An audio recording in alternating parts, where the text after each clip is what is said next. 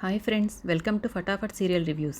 మన ఛానల్ని తప్పకుండా సబ్స్క్రైబ్ చేసుకొని నోటిఫికేషన్ ఆన్ చేసుకోండి. నేను రివ్యూ పెట్టిన వెంటనే మీకు రీచ్ అవుతుంది. ఇది 10th ఎపిసోడ్ రివ్యూ కాబట్టి ఇంతవరకు జరిగింది 10 ఎపిసోడ్సే. సో పాత ఎపిసోడ్స్ ఎవరైనా చూడకుండా ఉంటే ఒకసారి ఛానల్ని విజిట్ చేసి తప్పకుండా చూడండి. అప్పుడు కంటిన్యూటీ మిస్ అవ్వకుండా ఉంటుంది. మీకు తెలిసిన వాళ్ళకి, ఫ్రెండ్స్కి అందరికీ షేర్ చేయండి. ఎవరైనా సీరియల్ వ్యూవర్స్, ఫ్యాన్స్ ఉంటే వాళ్ళకు కూడా నచ్చుతుంది. Thank you.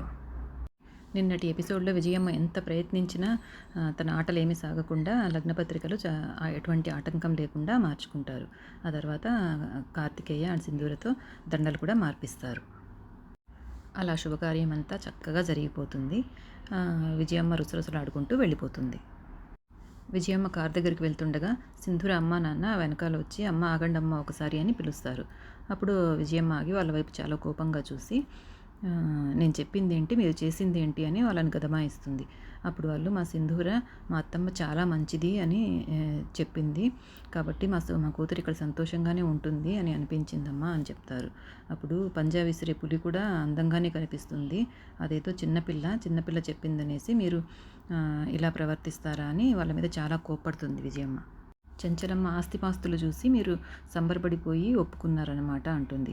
అది కాదమ్మా, నా కూతురు సంతోషంగా ఉండడం చూసి మేము కాదనలేకపోయామని సింధూర వాళ్ళమ్మ చెప్తుంది. అప్పుడు తర్వాత విజయమ్మ కారు ఎక్కబోతుండగా లోపల నుండి కార్తికేయ పరిగెత్తుకుంటూ వచ్చి అమ్మ ఆగండి అనేసి ఒకసారి వాళ్ళ దగ్గరికి వస్తాడనమాట. అమ్మ, మీరు వచ్చినందుకు నాకు చాలా సంతోషంగా ఉంది. మీరు మా అమ్మ ప్రాణ స్నేహితులని నాకు తెలుసు. మీ ఇద్దరి గురించి ఊరి వాళ్ళంతా చాలా గొప్పగా చెప్పుకుంటారు. మీరు నా ఈ కార్యానికి రావడం నాకు చాలా సంతోషంగా ఉంది అని కార్తికేయ అంటాడు. జరిగిన పాత విషయాలన్నీ మర్చిపోయి మీరిద్దరూ మళ్ళీ కలిసిపోతే బాగుంటుంది కదమ్మా అని రిక్వెస్ట్ చేస్తాడు కార్తికేయ. జరగనివి జరగాలని కోరుకోవడం తప్పని ముందు నువ్వు తెలుసుకో అని కోపంగా చెప్తుంది. నాకు తెలిసి బిడ్డ ఏమన్నా విజయమ్మ కొడుకేనా అనేసి నాకేదో డౌట్ కొడుతుంది కార్తికేయ. మీ అమ్మ గురించి నీకు పూర్తిగా తెలియదు, తనకు అహంకారం ఎక్కువ, తన మాట నెగ్గించుకోవడానికి ఏమైనా చేస్తుంది అని కార్తికేయతోనే చెంచలమ్మ గురించి విజయమ్మ గట్టిగా మాట్లాడుతుంది. పగబట్టిందంటే కాటు వేసి చంపాలనుకునే పాము కన్నా ప్రమాదకరమైంది మీ అమ్మ అనేసి కార్తికేయ ఎదురుగా అంటుంది. ఇవన్నీ కూడా పక్కన చెన్నకేశవులు గారు అంటే కార్తికేయ వాళ్ళ నాన్న కూడా వింటూ ఉంటారు. నిజం చెప్పాలంటే నేను ఈ పెళ్ళి ఆగిపోవాలని కోరుకుంటున్నాను అంటుంది. అప్పుడు చెన్నకేశవులు గారు కనిపించుకుని చాలా తప్పుగా మాట్లాడుతున్నారు విజయమ్మ, నా భార్య గురించి మీరు అలా మాట్లాడడం కరెక్ట్ కాదు అని అంటాడు. అప్పుడు పక్కనే ఉన్న విజయమ్మ భర్త మీ ఇద్దరి శత్రుత్వం వల్ల మా ఇద్దరి స్నేహం ఎప్పుడూ పోదు అని చెప్తాడు. అప్పుడు విజయమ్మ, చెంచలమ్మ చేసిన తప్పేంటో చెన్నకేశవుకి తెలుసు, చెన్నకేశవ చేసిన తప్పేంటో నాకు తెలుసు, మీకు ఆ విషయం తెలియదు కాబట్టి మీరు ఈ విధంగా మాట్లాడుతున్నారు అని విజయమ్మ అంటుంది. చెంచలమ్మ నేను జీవితంలో మర్చిపోలేనంత పెద్ద తప్పు చేసింది అంటుంది విజయమ్మ. ఆ తప్పుకు ప్రతిఫలంగా నేను ప్రతి క్షణం చెంచలమ్మ నాశనాన్నే కోరుకుంటాను అని చెప్పి కోపంగా కారెక్కి కూర్చొని వెళ్ళిపోతుంది. ఇక నెక్స్ట్ సీన్లో సింధూర తన గదిలో అద్దంలో తనని తాను చూసుకుంటూ సంతోషంగా హ్యాపీగా చూసుకుంటూ ఉంటుందన్నమాట అద్దంలో. ఈ లోపల ఆ జులాయి అబ్బాయి ఉన్నాడు కదా, కార్తికేయ అన్నయ్య, అతను తొంగి చూస్తాడు గదిలోకి. తొంగి చూసి ఎవరు లేనిది గమనించి లోపలికి వచ్చి డోర్ పెట్టేసి సింధూర ముందుకు వచ్చి నిలబడతాడనమాట. ఆ రోజు నేను నీతో అసభ్యంగా ప్రవర్తించింది తప్పే, నన్ను క్షమించు అని కాళ్ళు పట్టుకుంటాడనమాట. సింధూర కోపంగా కాళ్ళు వదులు అంటుంది. వదలను, నువ్వు నన్ను క్షమించాలని చెప్పే వరకు నేను వదలను అంటాడు. కానీ తన మనసులో చాలా దురుద్దేశం అయితే ఉంది. మంచివాడే కాదు తను. నేను ఒంటరిగా ఉన్నప్పుడు నా గదిలో నిన్ను అత్తమ్మ చూసిందంటే నిన్ను చంపేస్తుంది అన్నట్లు మాట్లాడుతుంది. అప్పుడు తను పైకి లేస్తాడు. చెంచలమ్మ పెద్దమ్మకి నేను చేసిన తప్పు చెప్తే నా జీవితమే పాడైపోతుంది, నాశనం అయిపోతుంది, నన్ను చంపేస్తుంది పెద్దమ్మ, చెప్పొద్దు సింధూర అంటూ కావాలనే ఆమెని ముట్టుకోవడము, చేతులు తాకడము ఇవన్నీ చేస్తూ ఉంటాడనమాట. మంచిగా నటిస్తూ క్షమాపణ చెప్తున్నట్లు చాలా తప్పుగా ప్రవర్తిస్తున్నాడు. చెయ్యి వదులు అని గట్టిగా అరుస్తుంది సింధూర. అప్పుడు చెయ్యి వదిలేస్తాడనమాట. నన్ను క్షమించు అని మళ్ళీ వేడుకుంటాడు. నీలాంటి విధవల్ని క్షమించడం కూడా తప్పే అవుతుంది, ఎలాంటి వాళ్ళకైనా తప్పు సరిదిద్దుకునే అవకాశం ఇవ్వాలి కాబట్టి నిన్ను క్షమిస్తున్నాను వెళ్ళు అని పంపించేస్తుంది. వాడు మాత్రం మనసులో కవరింగ్ అయిపోయింది, ఇంకా కటింగ్ మాత్రమే మిగిలింది, నన్ను కొట్టిన దెబ్బకు నిన్ను మాత్రం అస్సలు వదలనని మనసులో అనుకుంటూ బయటికి వెళ్ళిపోతాడు. ఆ గదిలో నుండి బయటకు వస్తుండగా బయట చాముండి ఉంటుందన్నమాట. ఇది చాముండి చూసేసిందా అనేసి కొంచెం వాడు మెలికలు తిరుగుతూ ఏదో లోపలేదో జరిగినట్టుగా కటింగ్లు వేస్తూ డ్రామాలు వేస్తూ నిలబడతాడు. నువ్వు ఈ గదిలో నుండి వస్తున్నావేంటి, నీకు ఆ అమ్మాయికి ఎందుకు వెళ్ళావు అని అడుగుతుంది. నాకు యాక్చువల్గా సింధూర పెళ్ళికి అదే ఇక్కడ ఎంగేజ్మెంట్ కంటే ముందే పరిచయం ఉంది అంటుందన్నమాట. ఎలా అని అడుగుతుంది. ఏదో చెప్పడానికి మొదలు పెడతాడు.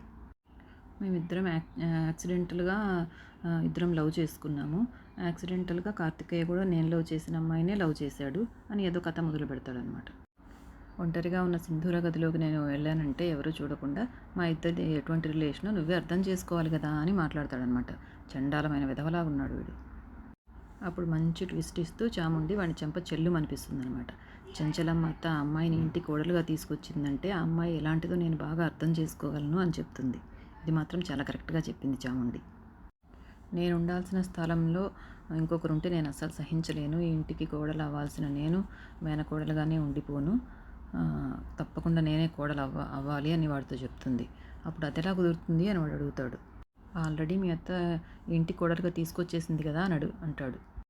అత్తమ్మ కోడలుగా తీసుకొచ్చిందే కానీ ఇంకా కార్తికేయ బావ తన మెడలో తాళి కట్టలేదు.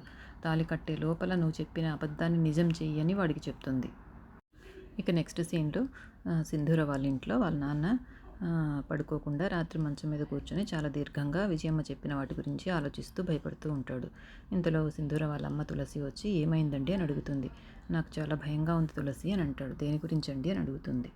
అప్పుడు ఆయన ఇలా చెప్తాడనమాట. ఏ తల్లిదండ్రులకైనా కూతురు పెళ్లి చేసి అత్తారింటికి పంపిస్తే అట్లా దూరంగా పంపించినందుకు బాధగా ఉంటుంది. అలాగే కూతురికి పెళ్ళి అయినందుకు కూడా సంతోషంగా ఉంటుంది అని అంటూ, కానీ ఆ ఆనందం ఆందోళనగాను భయంగాను మారిపోయింది అని అంటాడు. విజయమ్మ చెంచలమ్మ గారి గురించి చెడుగా చెప్పారు అంటే ఏదో జరిగే ఉంటుంది, ఎంతో కొంత నిజమే ఉంటుంది అని భయపడుతున్నాడు ఆయన. అప్పుడు తులసి ఇలా చెప్తుంది. విజయమ్మ చెప్పినట్లు ఒకవేళ తను చెడ్డదే అయినా కూడా మనలాంటి వాళ్ళతో ఎందుకు సంబంధం కలుపుకుంటుంది, మనకెందుకు గౌరవం ఇస్తుంది అని అడుగుతుంది. చెంచలమ్మ గారికి డబ్బు ఉందన్న అహంకారమే ఉంటే మనలాంటి ఎటువంటి స్థాయి లేని వాళ్ళ ఇంటి నుండి ఆడపిల్లని ఎందుకు తీసుకుంటుంది. తన కాలికి ముళ్ళు గుచ్చుకుంటేనే సహించలేకపోయింది ఆమెది అటువంటి మనస్తత్వం కాబట్టి తన కోడల్ని విడిచి ఉండలేక తనతో పాటు తీసుకొచ్చేసింది అని చెంచలమ్మ గురించి మంచిగానే ఆలోచిస్తుంది తులసి. వీళ్ళు ఇలా మాట్లాడుతూ ఉండగా ఇంకా హాల్లో చెంచలమ్మ డైనింగ్ టేబుల్ దగ్గరకు వచ్చి ఒకసారి చూస్తుంది. అక్కడ ఎవరు ఉండరనమాట. అప్పుడు చంద్రంని పిలిచి ఇంట్లో అందరూ భోంచేశారా అని అడుగుతుంది. అందరూ భోంచేశారమ్మా అని చెప్తాడు. సింధూర భోంచేసిందా అని అడుగుతుంది. ఇంకా లేదమ్మా అంటాడు. అప్పుడు సింధూర అని పిలుస్తుంది. సింధూర అని చెంచలమ్మ గట్టిగా పిలవడంతో సింధూర అమ్మ నాన్న అంటే ఇక్కడే ఉన్నారు, వాళ్ళు ఇంకా ఇంటికి వెళ్ళలేదు, ఇక్కడే ఒక గదిలో ఉన్నారు. వాళ్ళు భయపడుతూ వస్తారనమాట, ఎందుకో కోపంగా అరుస్తుంది అని. అప్పుడు వాళ్ళని చూసి మీరు భోంచేశారా అని అడుగుతుంది. ఇంకా లేదమ్మా అంటారు. ఇంతలో సింధూర తన చెల్లి శ్రీవల్లి కూడా అక్కడికి వస్తారు. భోంచేసేవా సింధూర అని అడుగుతుంది. ఇంకా లేదత్తమ్మ అంటుంది. ఎందుకు చేయలేదు అంటే ఆకలేసినప్పుడు తిందామని అని అంటుంది. నీకు తినాలనిపించినప్పుడు ఆకలి వేసినప్పుడు తినడం ఏంటి, భోజనం చేయడానికి ఒకవేళ పాల లేదా అని అంటుంది. పిల్లల్ని గారాబంగా పెంచారన్నమాట అని వాళ్ళ అమ్మ నాన్నను చూసి అంటుంది. మీ ఇంటి పద్ధతుల్ని ఇక్కడ పాటిస్తానంటే నేను ఒప్పుకోను, ఎప్పుడు ఏ పని చేయాలో ముందే తెలుసుకోండి అని చెప్తుంది. వచ్చి భోజనం చేయని చెప్తుంది. అప్పుడు సింధూర తన చేతులు చూపిస్తూ గోరింటాకు పెట్టుకున్నాను అత్తమ్మ అని చూపిస్తుంది. గోరింటాకు భోజనం చేసిన తర్వాత పెట్టుకోవాలి, ఇలాంటి చిన్న చిన్న విషయాలు మీ అమ్మాయికి మీరే నేర్పించాలి అని అంటుంది. అప్పుడు అమ్మాయికి అత్తారింట్లో ఎలా ఉండాలో నేను చెప్పానండి అని తులసి చెప్తుంది. చిన్నపిల్ల కాబట్టి తను సరిగా అర్థం చేసుకోలేదు, నేను మళ్ళీ చెప్తానండి అని నేను తినిపిస్తాను అని రాబోతుంది. అప్పుడు ఆమె ఆగు, నా కోడలికి నేనే తినిపిస్తాను అని చెప్తుంది చెంచలమ్మ. అలా చెప్పి తన కోడలికి తన చేత్తోనే అన్నం తినిపిస్తుందనమాట. అట్లా అక్కడ ఆ సీన్ జరుగుతుండగా కార్తికేయ దూరం నుండి చూస్తూ చాలా సంతోషపడతాడు. తన కాబోయే భార్యకి తన ఇష్టమైన అమ్మ భోజనం తినిపించడం తనకి చాలా సంతోషంగా ఉంటుందన్నమాట. ఇక రేపటి భాగంలో పెళ్లి పనులు ఇవన్నీ హడావిడి ఇదంతా జరిగిన చూపిస్తారనమాట. ఇంతటితో ఈ ఎపిసోడ్ అయిపోతుంది. నెక్స్ట్ ఎపిసోడ్లో కలుసుకుందాం. ఈ లోపల మీరందరూ తప్పకుండా సబ్స్క్రైబ్ చేసుకోండి. Thanks for watching.